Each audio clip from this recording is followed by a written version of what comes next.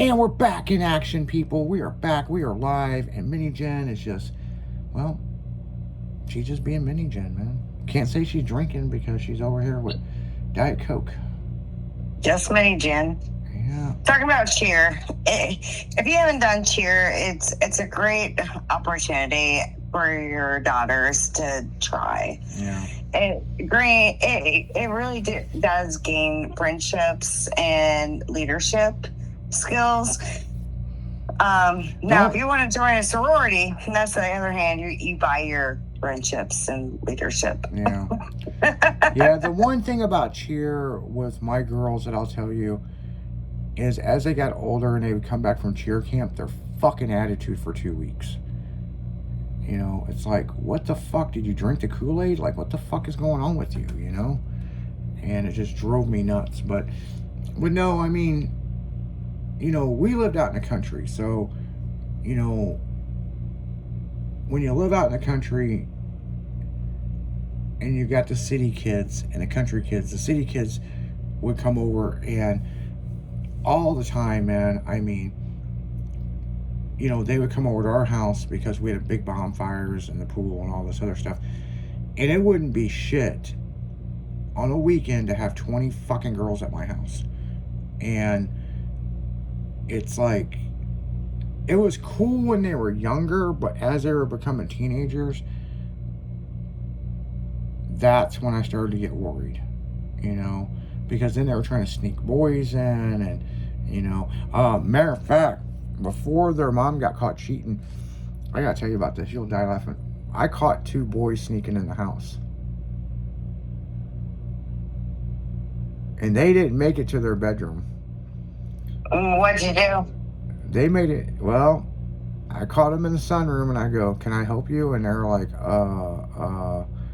I'm here to see Destiny. And I go, yeah, follow me. Oh, okay. We went out to the garage and when we went out to the garage, I had a gun sitting on top of the shelf, and I pulled the gun on him, and I go, so what are you really doing here? I go, give me your phones. And me and them boys had a nice little chat. And while we were chatting, their mom figured out what was going on, and she brought the girls in the living room and turned on the goddamn TV, so the camera in the garage was me belittling these 2 men while their girls laughed their ass off at it. So then I sent them on their way, come back in the house, and I go, girls, we're all going to have a talk. We are so sorry. And then come find out there was one up fucking stairs hiding. I was like, there's another boy in the house that's upstairs? Yeah, he's in the closet. So I went to the closet. I don't remember the kid's name, but let's just say his name was Bobby. I go, Bobby, you in the closet? No, sir. Well, then you can stay in the fucking closet.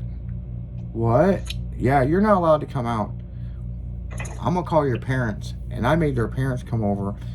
And the mom opened the door and goes, what are you doing here? Well, I was invited. Well, why is your text message right here, what color panties are you wearing? And she said, come over and find out.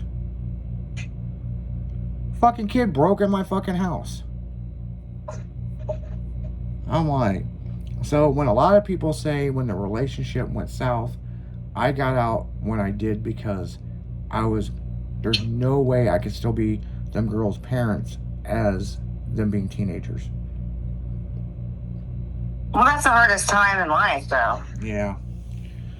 Because, to be honest, girls' hormones are literally going up and down, and then especially if they're cheerleading, oh my God. I don't know how you dealt with that, to be honest with you. Well, I mean, because I had 3 girls. If I had 3 boys, I'd have to worry about 3 dicks. No, I had 3 girls, I had to worry about every guy in the county. I mean, my mom and my sister ended up being our sponsor. So, like, I think my sister was like a sophomore, junior in high school. So everything she got from like the varsity cheerleading team or whatever, she would just order for us. Yeah. that we were her team, you know what I mean? It was like, bitch. But yeah, it was, I don't know. I just don't know how y'all did it. I don't know. Like I, as a teenager, I used to sneak out all the time. And I am so glad I never wore that uniform outside, except for away games and home games. Yeah, I'll tell you this, man. I mean, it was I love my girls to death. I'll tell you right now. I mean, look, I was very lenient on them on a lot of stuff. Okay, and we had a good relationship to where they would talk to me more than they would talk to their mom. Okay. However, I had rules. And I wasn't fucking around with these rules, like don't be doing this and don't be doing this and don't be doing this, And, and that's just how it is. You know what I'm saying? And so I think the girls really respected the rules in a lot of different ways. You know what I'm saying? We had the whole sex talk stuff. You know what I'm saying? And I said, if you're gonna have sex, you better be protected. You don't want to end up like your mom, and right out of high school she gets pregnant. If you need birth control, you come talk to us. So was that embarrassing for you? Huh? Was that embarrassing for you? Because I talked to some of the girls. No, not really. Because I was just straightforward with them. You know what I'm saying? I mean, I didn't want them fucking up their lives, and before I become their dad, they had really struggled in life. Their mom never had $100 bill of her own ever in her hand until she met me. And well, the reason I'm asking is because I've asked some of the ladies that I work with that have teenage daughters, and I was asking them that same question. I'm like, did you ever feel uncomfortable doing the birds and the bees talk? And one of them said, and I quote, no, she's like, I talked to the oldest about sex or whatever, and she went and told my youngest. She's like, so it was done. Yeah. And I'm like, but that's not how it's done. No, I mean, we pretty much we were very open in my house. And I will tell you this, I mean, each one of them girls caught me and her mom having sex. And it was, I would not have sex when they were at home. It scared me to fucking death, them walking in. And these girls, they never fucking knock on any door before they walk in. They just walk on in. So how would that make you guys feel? Was it kind of awkward? Not their mom. Their mom just fucking said, go somewhere else. I mean, me, I was like, no, I can't have sex while they're in the house. I mean, it just was weird. It just, I don't know. I mean, it just was weird, but when they were gone, and trust me, they were gone a lot at practice. I mean, there was plenty of time for sex, but it just, I think it was more of a respect thing. And the thing is, you got to remember something else. I never had any kids of my own. And so I don't have kids either. So exactly. So when you get in a relationship and you're become a parent, because I never will forget. And I'll tell you guys this story, and this is Destiny, the oldest one, had never met her dad because he goes, I only have boys, not girls. And she had to fight for child support. It was a fucking mess. And he never wanted to meet his own daughter. She got with another guy, had 2 fucking kids because he wanted to entrap her into a relationship. And that ended up bad. And so they've never really met their father. I mean, they know who he is, but they've never really had a conversation. So the oldest daughter I stayed with Melanie because I was going back to California. I'd sold my house, and we had a really bad snowstorm, and she asked me if I'd come stay with her and the kids for Christmas, because the kids love me to death, right? And they were little bitty kids, and so they made it fun, for Christmas, but then they were really sad because I was going back home to California. And the oldest one saw me in the hallway, and she goes, "Can we talk?" And I go, "What about?" And she goes, "Just I want to talk to you." And she goes, "Will you please not leave?" And I was like, "Okay." And she goes, "I know you like my mom and all this, and I know she loves you to death, but it's going to break her heart." Well, what ended up happening was I ended up working from home for a while. So I stayed for a little while, and in the spring, Destiny had a softball game.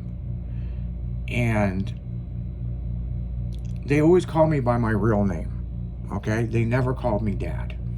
Well, one night, they started this joke at the dinner table, and they started calling me Dad, and I said, "No, you can call me, I'm not your dad, okay? You just call me Isaac."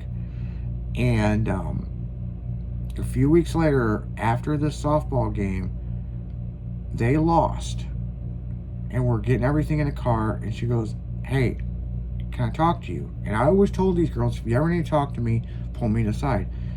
And there was a playground, and we went, and she goes, "I want to sit on the swing." And I was like, "Okay." So she sat on the swing, and I kind of took my foot and kicked her butt so she'd start swinging. I sat down next to her, and she goes, "I've never really had a dad, and I know that you're going to be leaving soon, but I really consider you my dad." And I didn't know what to say.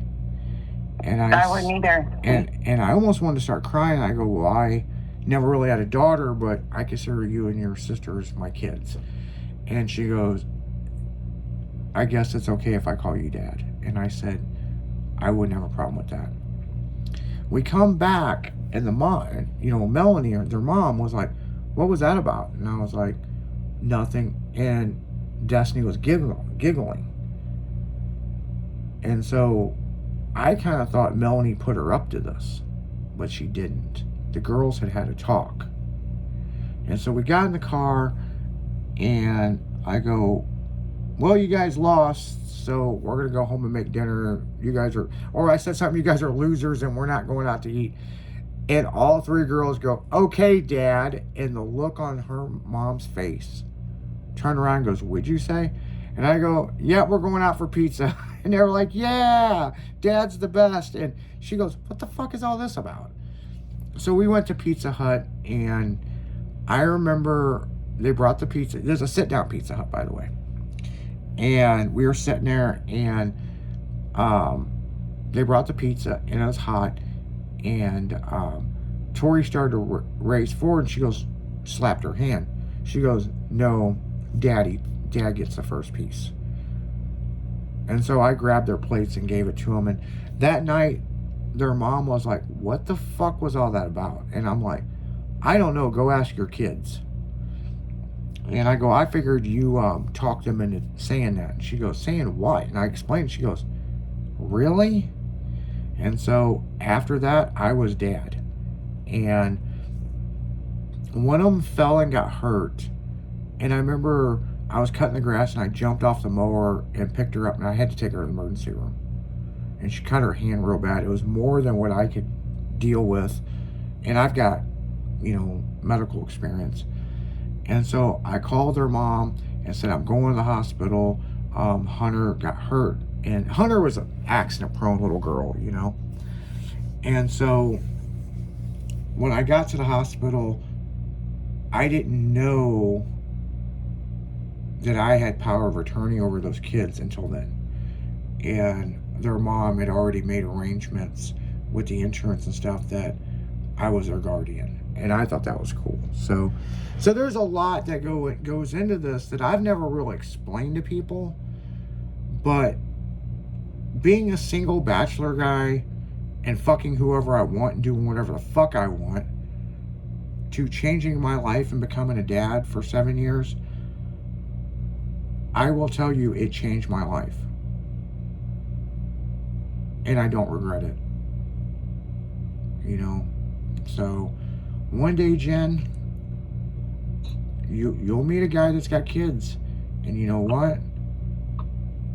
When the kids accept you for being you, then you know you're in the right space. Their kids will be grown. Yeah, no shit. I mean, we're not getting any younger, people. So if that's it.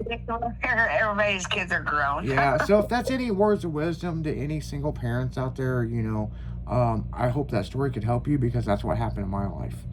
And I love my kids to death, not their mom. I have nothing. I refuse to talk to their mom. I still talk to my kids, but yeah, I mean, that's the way it is. But on that note, guys, we're going to go right back into music. We're going to keep this fucking train of fucking trucking. You're listening to Mini Jen and Izzy D only on the one place that matters, 96.1 Stylin'.